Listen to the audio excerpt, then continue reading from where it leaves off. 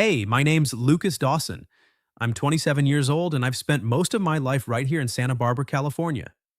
It's a place where the ocean meets the mountains, and the sunsets paint the sky like they're straight out of a postcard. My folks live just a few miles up the coast in a modest house they've had since before I was born. Dad was a fisherman back in the day, and Mom worked at a local diner serving tourists. I grew up with the sound of waves crashing as my lullaby, learning to swim before I could ride a bike. The ocean's always been my escape, a vast, unpredictable force that makes you feel small, but alive.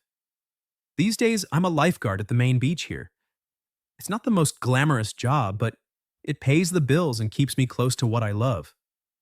I sit up on that high chair scanning the horizon, blowing my whistle at kids who get too close to the rocks or tourists who underestimate the rip currents. Most shifts are routine.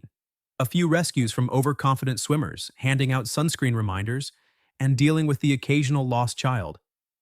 But in a town full of surfers showing off their skills and girls in designer bikinis, I sometimes feel like I'm just background noise, a local guy who's reliable but not exciting.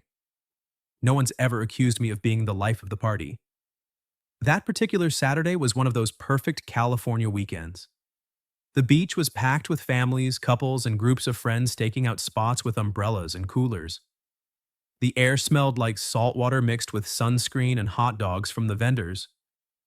I was midway through my shift, perched on my tower, when I heard a familiar laugh from below. I glanced down and saw Claire Reed leaning against the railing, her arms crossed casually. Claire's my boss, the head lifeguard supervisor for the whole stretch of coastline here. She's 35, but she looks like she could still compete in those old beach volleyball tournaments. Tall and athletic, with sun-kissed blonde hair usually tied back in a ponytail, sharp blue eyes that miss nothing, and a smile that can be warm or stern depending on the situation. She's the kind of woman who commands respect without raising her voice. Claire's been in charge for about 5 years now. From what I've heard, she was a competitive swimmer back in college, nearly made it to nationals, but some injury sidelined her. Now she runs the team like a well-oiled machine, making sure we're all trained up and ready for anything the ocean throws at us. She's fair, but she doesn't tolerate slacking. And every weekend, without fail, she shows up in her sleek one-piece swimsuit, does her warm-ups, and swims out to the red buoy and back. It's like a ritual for her, pushing herself against the waves, reminding everyone, and maybe herself, that she's still got it.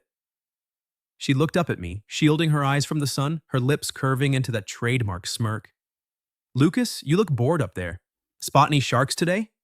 I chuckled, adjusting my sunglasses. "Nah, just the usual suspects. Kids building sandcastles that could rival the pyramids and tourists ignoring the flags." She nodded, her gaze drifting out to the water. "Good. Keep it that way." There was a pause, and then she tilted her head, studying me like she was sizing up a challenge. "You know, I've seen you out there on your days off.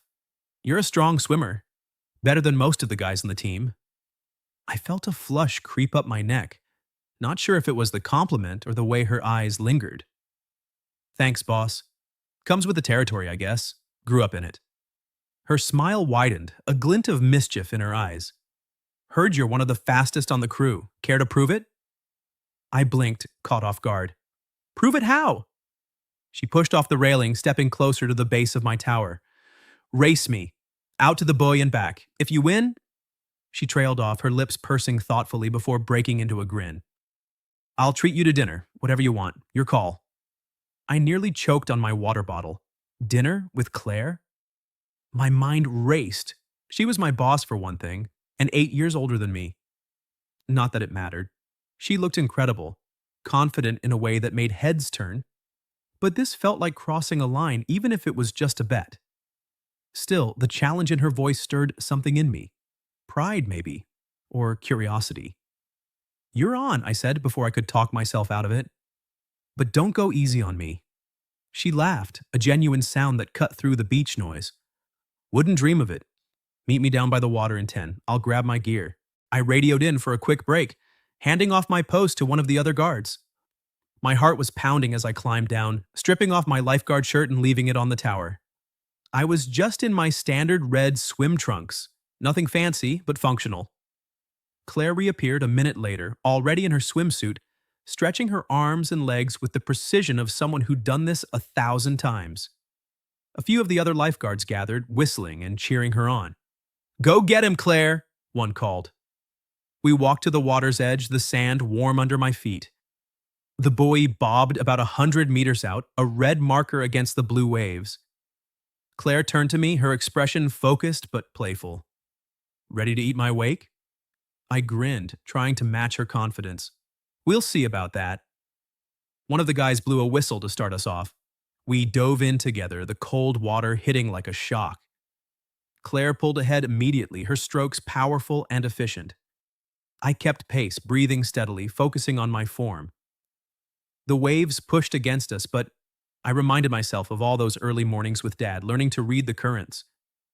We were neck and neck halfway out, salt stinging my eyes, the buoy getting closer. I glanced sideways. Claire was right there, her determination etched on her face. This wasn't just a race anymore, it felt like something bigger. The whistle blew, and we were off. The water surged around us as we dove in, Claire pulling ahead right away with those long, powerful strokes that screamed years of training. I kept my rhythm steady, breathing on every third pull, focusing on slicing through the waves rather than fighting them. Dad always said the ocean wasn't something to conquer. It was something to flow with. I could hear the faint cheers from the beach fading as we pushed farther out, the buoy bobbing like a distant target. We were side by side for the first half, our arms cutting the water in sync. Salt sprayed my face and my muscles burned already, but I thrived on it. Claire glanced over once, her eyes fierce and playful through the splashes. "Keeping up," she called out mid-breath, her voice cutting through the roar of the waves. "Barely," I shouted back, grinning despite the effort. But I wasn't lying. She was fast, her form flawless, like she'd been born in the water. I dug deeper, remembering those endless laps I'd done as a kid, pushing myself until my lungs screamed. As we neared the buoy, maybe 70 meters out, I felt a shift. Claire's pace held strong, but I timed my kicks better, riding a small current that gave me an edge. I surged forward, my hand slapping the buoy just a split second before hers. The beach erupted in whoops and applause as we turned for the return. I was breathing hard, but the wind hit me like adrenaline. Claire surfaced beside me, shaking water from her hair, her face flushed but smiling wide. "Not bad, Dawson," she said, treading water. "You got lucky with that current." "Luck had nothing to do with it," I teased, still catching my breath. We swam back more leisurely, the tension of the race easing into something lighter. When our feet hit the sand, the other guards clapped me on the back, one yelling, "Underdog wins!" Claire just shook her head, laughing, a real, unguarded laugh that made her look even more alive. "All right, you beat me fair and square," she admitted, wringing out her ponytail. "But that was just a warm-up. How about a real challenge? 300 meters freestyle. Winner takes all."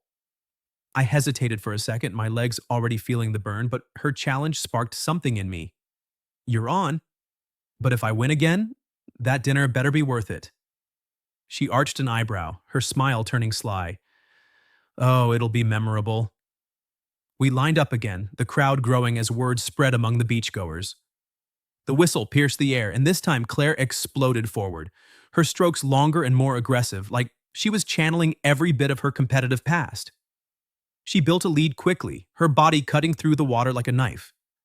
I paced myself, not wanting to burn out early, but she was pulling away, 20 meters, then 30. The buoy seemed farther this time, the waves choppier, pushing back harder. I pushed on, my arms heavy but determined.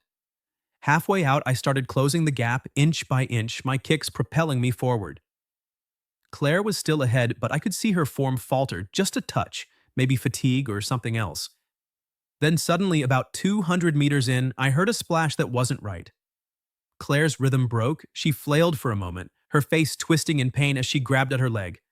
"Claire!" I yelled, stopping dead. She was treading awkwardly, one hand under the water, her expression a mix of frustration and agony. Without thinking, I abandoned the race, swimming over to her side. "What's wrong?" "Cramp," she gasped, trying to wave me off. "Old knee injury acting up. Go on, finish the race. You were catching up." "Forget the race," I said, slipping an arm around her waist to support her. "Can you swim back?" She nodded grimly, but her face was pale and she winced with every kick. I helped her turn, keeping her afloat as we made our way back slowly. The waves felt stronger now, like they were mocking us, but I focused on her, steadying her breaths, making sure she didn't go under. Just lean on me, I told her. And we've got this. By the time we reached shallower water, the guards were rushing in to help. Claire leaned on my shoulder as we waded out, her legs still stiff. She sat down on the sand, rubbing her knee, trying to play it cool, but I could see the vulnerability in her eyes. Damn it, she muttered. I hate looking weak like this. You're not weak, I said, kneeling beside her. That was a hell of a swim. Anyone could have cramped. She looked up at me, her blue eyes searching mine, and for the first time I saw something soften in her. A crack in that confident armor. Thanks for coming back. You could have won easy. Winning doesn't mean much if you're not okay, I replied, feeling a warmth in my chest that had nothing to do with the sun. The crowd dispersed with concerned murmurs, and Claire managed a weak laugh. Well, technically you win this one too, by default. But don't think I'm going easy on that dinner reward. I smiled, helping her to her feet. Wouldn't dream of it. Just promise you'll let me drive you home. No way you're walking on that leg. She hesitated, then nodded. Fine, but only because you earned it. That evening I pulled up to her bungalow in my beat-up truck, the sky turning orange as the sun dipped low. Claire limped to the passenger side and we drove in comfortable silence at first, the radio playing some old rock tune. You didn't have to do this, she said eventually, glancing over. I wanted to, I admitted. Besides, it's not every day I beat the boss twice. She chuckled softly. Touché. When we got to her place, I walked her to the door, making sure she was steady. Thanks again, Lucas, really. Any time, I said, lingering a moment longer than necessary. Our eyes met and something unspoken passed between us, a shift, subtle but real. Back home that night, I lay on my bed, staring at the ceiling fan, replaying the day. The races, the cramp, her laugh on the sand. My phone buzzed and I grabbed it, a text from Claire. You deserve that reward. My place tomorrow at 7. Don't be late. The next evening, I showed up at Claire's bungalow right on time, my truck rumbling to a stop in her driveway. The house was a cozy spot tucked just off the main road, with a wraparound porch overlooking the dunes and the ocean beyond. It had that lived-in feel, wind chimes tinkling in the breeze, a couple of surfboards leaning against the wall, and flower pots overflowing with succulents. I knocked, feeling a mix of nerves and excitement, like this was more than just collecting on a bet. Claire opened the door looking relaxed in a simple sundress, her hair loose for once, falling in waves over her shoulders. Punctual, I like that, she said with a smile, stepping aside to let me in. The inside was warm and inviting, with soft lighting from lamps scattered around, bookshelves crammed with novels and old swimming trophies, and framed photos of beaches from around the world. The air smelled like grilled fish and fresh herbs. Nothing fancy, but it made my mouth water. We sat at her small kitchen table, plates loaded with salmon she'd grilled herself, a crisp salad, and some bread from a local bakery. At first it was a bit awkward, like we were both testing the waters outside of work. So, she started pouring us some iced tea. Tell me about growing up here. You seem like you've got salt water in your veins. I laughed, easing into it. Yeah, pretty much. Dad taught me to swim when I was 3 out in the shallows. We'd spend hours chasing waves, him showing me how to read the tides. Mom was always the one packing lunches for our beach days.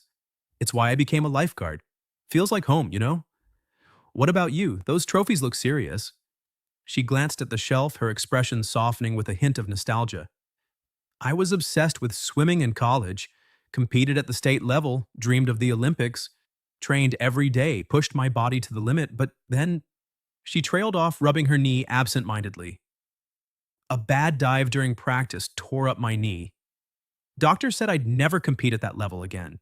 It crushed me. Felt like losing a part of myself. I nodded, feeling a pang of empathy.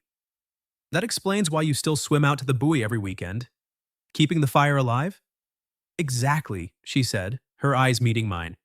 It's my way of reminding myself I can still push through. Life throws curveballs, but you adapt. What about you? Any big dreams beyond the beach tower? We talked for hours, the conversation flowing easier than I expected. I opened up about feeling stuck sometimes. like I was good at my job, but not sure if it was enough.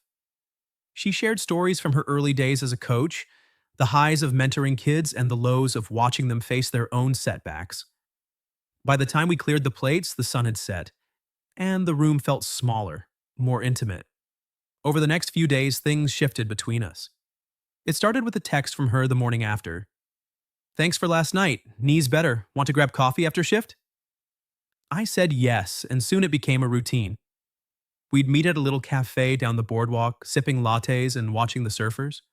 Or we'd walk the beach at dusk, our feet sinking into the cool sand, talking about everything and nothing. She told me about her failed relationships, guys who couldn't handle her independence, who saw her strength as a threat. I shared my own insecurities, like how I'd always felt overshadowed by the flashier crowd in town. One evening, we ended up sitting on a blanket with takeout pizza, the waves lapping nearby. The sky was streaked with pinks and oranges, and Claire leaned back on her elbows, staring out at the horizon. "You know, Lucas, you're different from most guys your age. You listen, really listen." I shrugged, trying to play it cool even as my heart raced. "Guess I've had practice watching the water. Teaches you patience." She turned to me, her gaze steady. "It's more than that. You see people, not just the surface." In that moment, I felt the air thicken between us. Her hand brushed mine as she reached for a slice, and neither of us pulled away. The touch lingered, sending a spark up my arm. I knew then that this wasn't just friendship. I liked her, really liked her. The way she challenged me, the vulnerability she showed only to me, the quiet strength that drew me in. But she was my boss, older, and in a small beach town like this, word traveled fast. What if it ruined everything? Still, the pull was undeniable. Claire must have felt it too, because her touches became more frequent.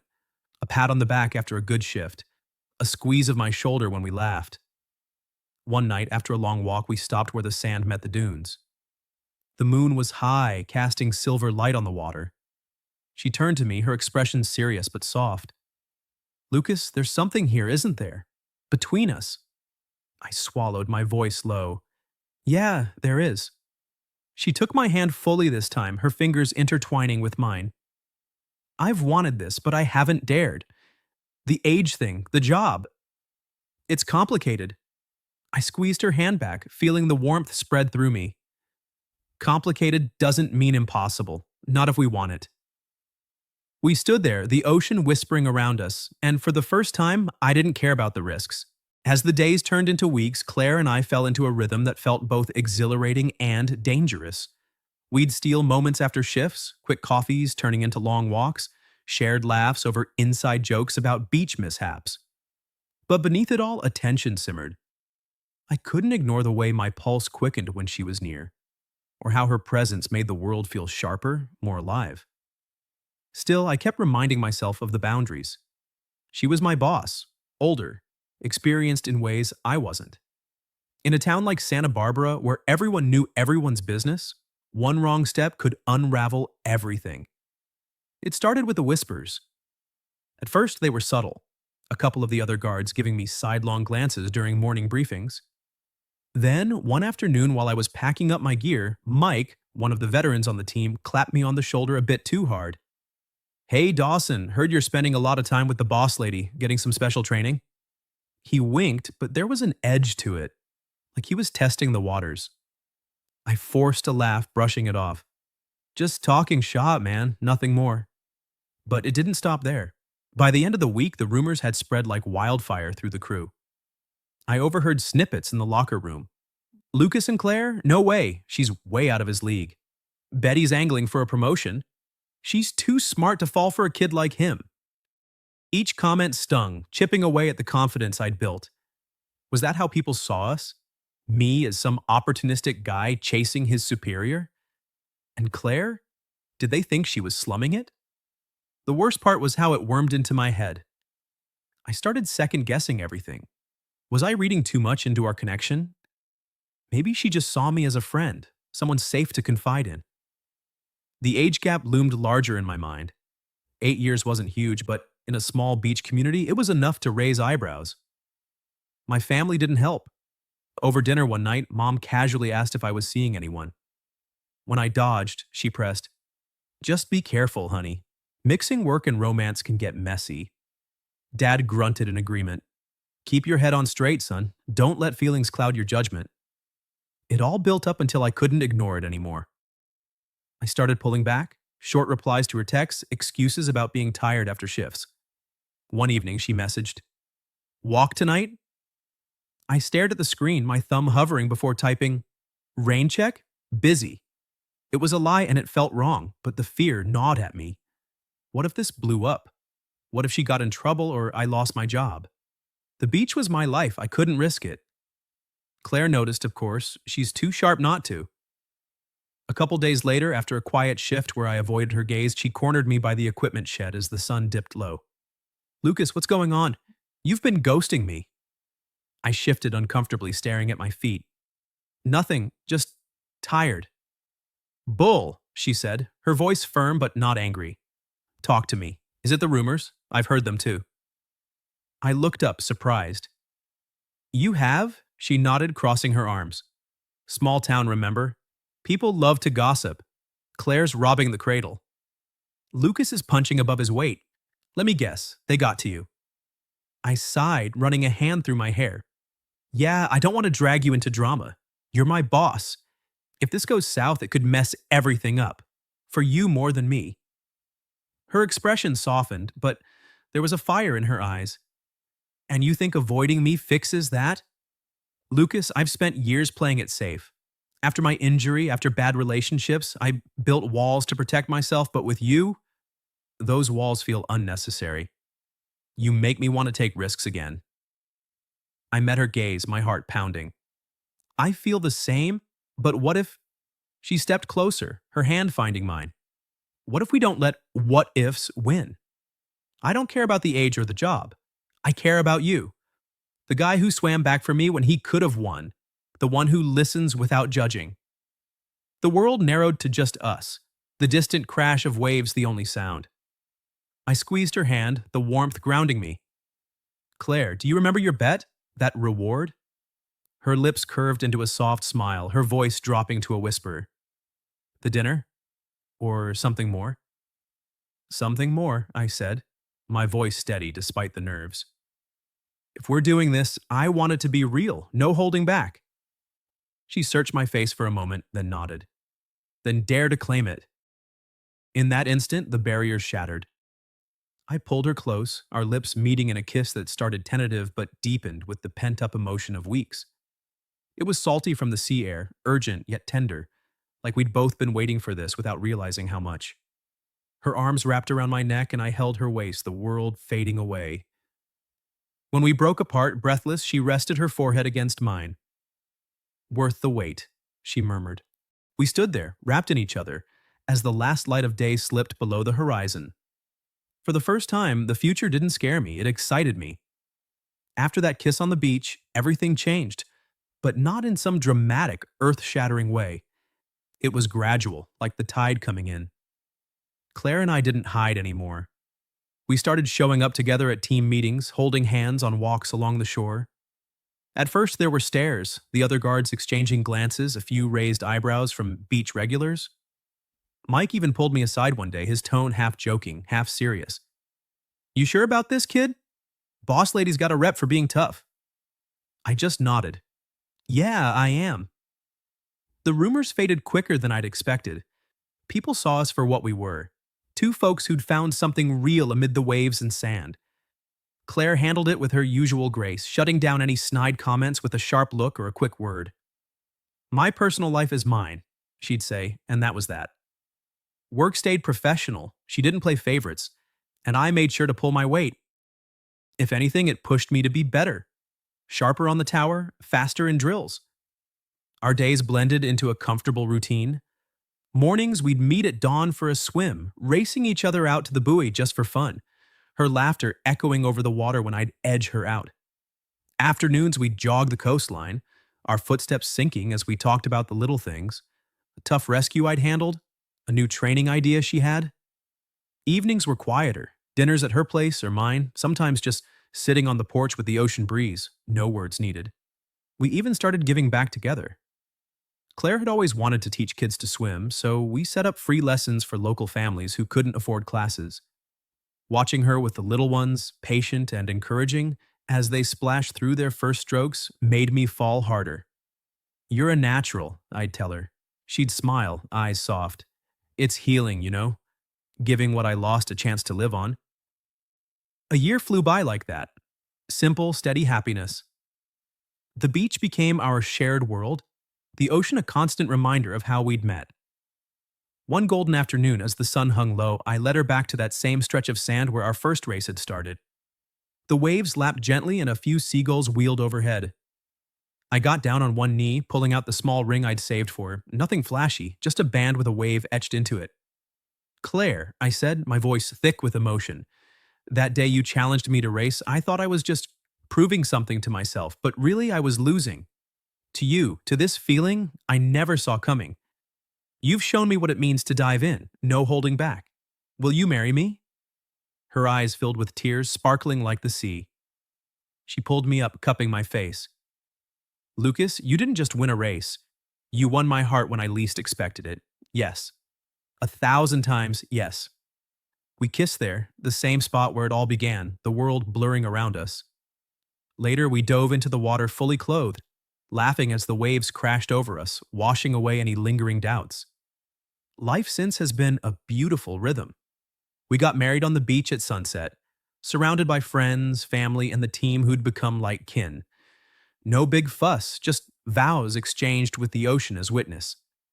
Now we share her bungalow, waking to the sound of waves, building a life that's ours. The challenges come, work stress, the occasional whisper from outsiders, but we face them together, stronger for it. Looking back, that bet wasn't about a night or a dinner. It was the start of forever. And every time we swim side by side, free as the sea, I know we've both won.